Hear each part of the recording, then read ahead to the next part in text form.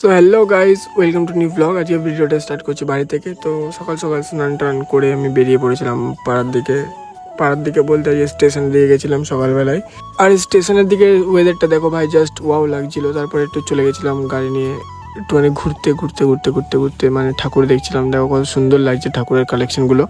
But একটা জিনিস খারাপ লাগছে, এরকম রাস্তায় ফেলে রেখেছে। যাই হোক, তারপরে চলে গেছিলাম একটু মিও মোড়ে, কারণ খিদে পেয়েছিল, যেহেতু সকালবেলা কিছু না খেয়ে বেরিয়েছিলাম আমরা আজকে।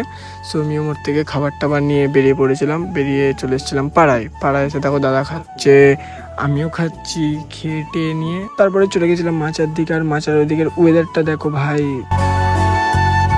তারপরে ঝিরিঝিরি বৃষ্টি শুরু হয়ে গেছিলো, আর বৃষ্টিতেই হালকা হালকা ভিজতে চলে গেছিলাম বিরিয়ানি প্লাজাতে বিরিয়ানি নিতে, কারণ দাদার জন্য বিরিয়ানি নিতে গেছিলাম দাদার বাড়ির। আর বিরিয়ানি প্যাক করতে দেখো ভাই বৃষ্টি শুরু হয়ে গেছিলো। আর বৃষ্টিতে কমসে কম ওখানে 1 ঘন্টা দাঁড়িয়ে থাকার পরে না পেরে বৃষ্টিতে ভিজতে চলে এসেছিলাম বাড়ির দিকে। তারপরে বাড়ি গিয়ে ঘুমিয়ে পড়েছিলাম। আর ঘুম থেকে উঠে ঠাম্মা দিয়েছিল চাটা খেয়ে আবার বেরিয়ে পড়েছিলাম, কারণ আমার একটাই কাজ, ঘোরা। তারপরে স্টেশনে গিয়ে চা খাচ্ছিলাম। আর দেখো ভাই কি বলছে।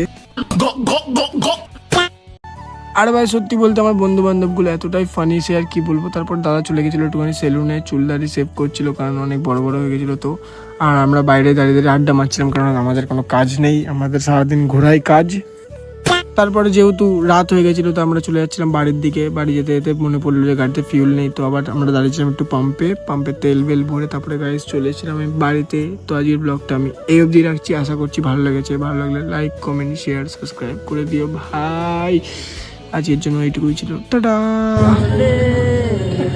নয়ন সরসী কেন পড়েছে